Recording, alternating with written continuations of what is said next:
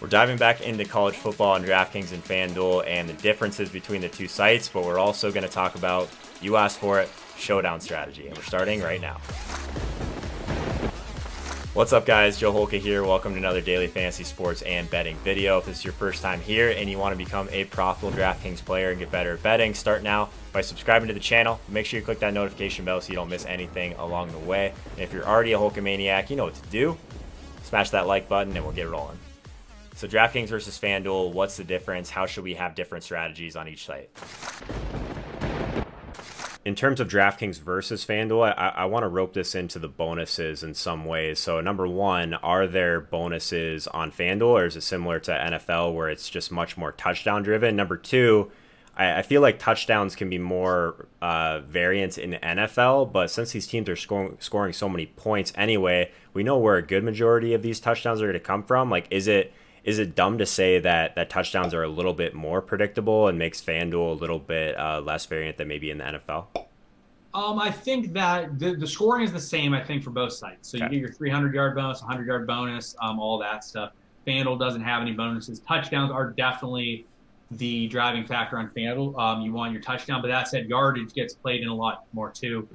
Certain teams, you have guys that are going to get 100, they're going to get 200, 250 yards on the ground or in the air. So if you have 250 total yards offense, it offsets a lot. But yeah, like you said, like in the NFL, you have a team that scores 3 or 4 touchdowns. Right. So if you play a guy, he's got to get 3 or 4 touchdowns. If a team scores 6 or 7, it opens up the ability for him to have more of a chance to get involved with those touchdowns. Because if a guy has a 30% touchdown rate on all their touchdowns and they score 4 compared to 7, you're just basically doubling your projection in terms of touchdowns. So it becomes more of a situation where touchdowns are more predictable. And also people can just sort of explode as well.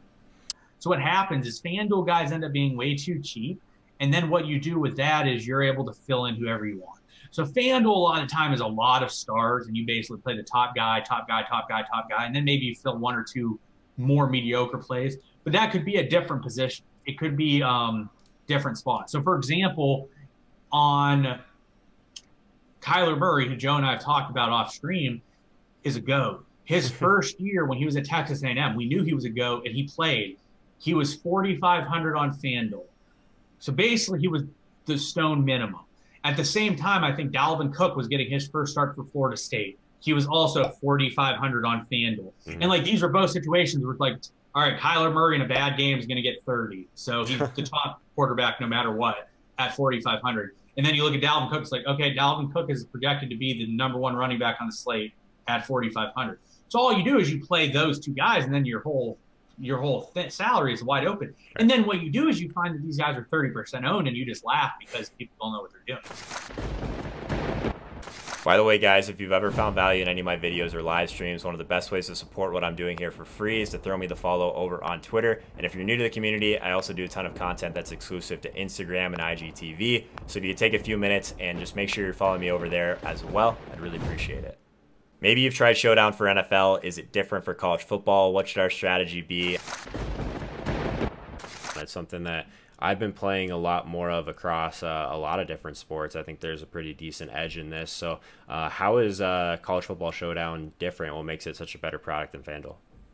So FanDuel's pricing is just terrible, and they don't double the price of the captain. So basically, whoever the best player on the slate is, no matter what, you're playing him at captain. Sure. And then you're just sort of weaseling around sometimes. And then a lot of the time on FanDuel, you have to pick between like a guy that's going to get 2 targets and a guy that's going to get like 4 carries. So it's a situation where like you literally have to pick just a steaming pile of poo, and it's just not great. And then, like I said, you're paying the top guy at captain because he's the top guy by a mile. So it sort of stinks from that perspective. The DraftKings product is fantastic. You generally have to make some tough decisions. There's a lot of ways to create your lineup. Even if a guy like Kyler Murray's on the slate and he's 13K, you might not be able to captain him because you might not have the salary to do it. Or you might have a guy that's like 3K that might get 10 targets on a game and he becomes the no-brainer captain play. So I just think that there's a lot more to do with the DraftKings product. And I think there's decisions you usually have to make on DraftKings. So the DraftKings Showdown product is very good, in my opinion, in college football. And the action was all over the place, honestly. Sometimes it was very good. sometimes it wasn't. So that's more of a, if you get good action, it's very good. But the GPP sizing usually, especially for the bigger game, is usually really strong.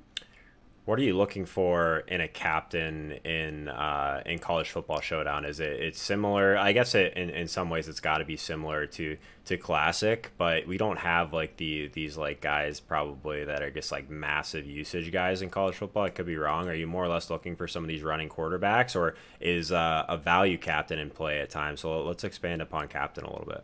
Yeah, it's captains all over the place. So some slates you have unlimited salary. If you have one or two really cheap options, you're generally going to play the best guy as captain. You just don't have that often. So a lot of the time, you basically are deciding between a couple different options at captain, but those options are going to be all priced differently. I know there was a few slates this year where it's like, am I going to captain this 10K guy, this 7K guy, or this 3K guy? Mm-hmm. So it's all over the place with what the captains you're looking for. If you're just picking like in general, you want the captain that's going to give you the best value to construct the lineup that you want to make. That may be playing the best player at captain. That may be playing a more value guy at captain that's underpriced so that you can play more top-end guys. Because a lot of the time what you'll find out if I play a 13K captain at 19K basically, or if I pay a 3K captain at 4,500, that could buy me two other bigger priced players in that game. So you really need to work it based on the slate and how many good players there are.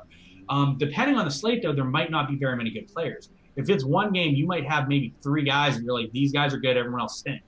Or you might have like an Oklahoma-West Virginia game where it's like all 10 guys like this are very good. I want as many of these guys as possible without having to play any bad players. Before we get back at it, if you like my work and you want to support my work, the number one way you can do so for free is by bookmarking my Amazon link. A lot of people just find it easier to remember for their day-to-day shopping by making it their homepage as well, because what you buy literally doesn't matter at that point as long as you're using my link to bring you to Amazon. You're doing your part to support the channel. So let me know in the comments below if you decide to join the Amazon crew with everyone else, and I'll be sure to give you a personal shout out on the next video. I love this kind of game in general. I think there's a huge edge, so let's talk about that now. I guess one thing with captain, I know you don't play a ton of MME, Sean, but I think one thing that people are doing wrong in NFL Showdown is not going all in at captain, because to me, in MME and specifically in Showdown, where you win is by getting that combination right. And I want the most chances at getting the combination right if I get the captain right. I don't want to have 4 captains. I think that's bad, to be honest, because I think that like in order to get to the very top, you need to give yourself outs with different combinations. Do you agree with me? Is it different for college football? Like you said, there's a couple that are viable and it leads you to different roster construction. So for MME in particular, do you think it's better to go all in or kind of spread your shares? I think it's different for college football. So NFL, you maybe have like what, 2 or 3 plays that are good in NFL. Like it's usually not very many that are very strong. Right? Yeah, there's like a quarterback and maybe, well, obviously a quarterback, a running back, maybe a wide receiver. Yeah, and in college football, you just might have a lot more options that are very good. And also, like in NFL, you and I have talked about, your quarterback can't produce in the NFL unless it's Lamar Jackson, right, without having receivers because they just don't run. College football, I could have a quarterback on an island and he could outscore everyone else on the slate by a mile. So there was one showdown slate last year where I think a guy had like 65. If you didn't have that guy captain like offsets like 4 players. So it's a slate dependent thing, but I think it's okay in college football to go a little bit more off the beaten path with that and maybe play 3 or 4 captains, because I just think the price points in college football dictate that a bit more than what the NFL is.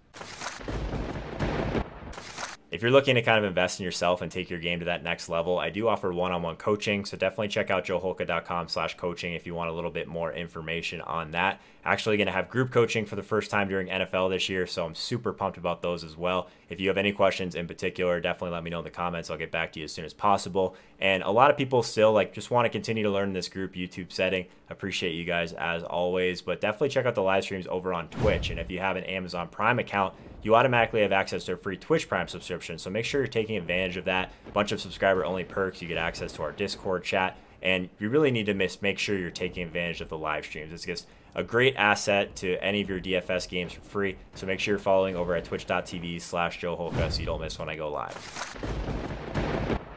Last showdown question. I'm curious, like, if you're building for MME, and again, I just kind of want your opinion on this. Do you think it makes sense to do certain groups? So maybe if you play this quarterback, make sure you have at least one or two of his wide receivers with him. If you play this kicker, maybe you make sure you don't have the other kicker on the other side. Like, so you think like making these groups with the different keys that you can do and whatever lineup builder you're using is still optimal in college football, just to make sure your correlation is right? Or is it better just to get kind of a spray effect and make sure you get a good percentage of the higher projected guys? It could work both ways. You sort of look at it again, like we're talking 3 to 4 more touchdowns, or like maybe you're looking at 2 to 3 more field goals. There's just more point scoring opportunities in college football. So, like you have a kicker might kick 9 extra points, and they're usually really cheap. So if you have a situation where there's no other cheap value, you might have to play both kickers just because you don't have options at the lower price point and you need to bail.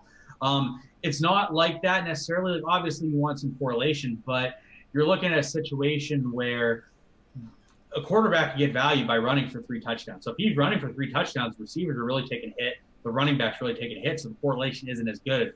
The NFL, the only person that's realistically scoring without having a combo touchdown is the running back on the ground. Right. The college football, the rushing quarterback, I mean, you have rushing quarterbacks that run 20, 25 touchdowns in, really could affect that drastically. I think that's a really good point in college football. Just maybe correlation's not quite as important for exactly what Sean just said. There's so much more upside on the ground for some of these quarterbacks. If you want to learn more about how to become a profitable daily fantasy sports player and how to get better at betting, start now by hitting that subscribe icon in the bottom right-hand corner so you don't miss anything. I have a ton of DFS courses, not just college football, of course, on demand for other sports, so make sure you check those out. Thank you so much for watching, and I'll see you guys next time.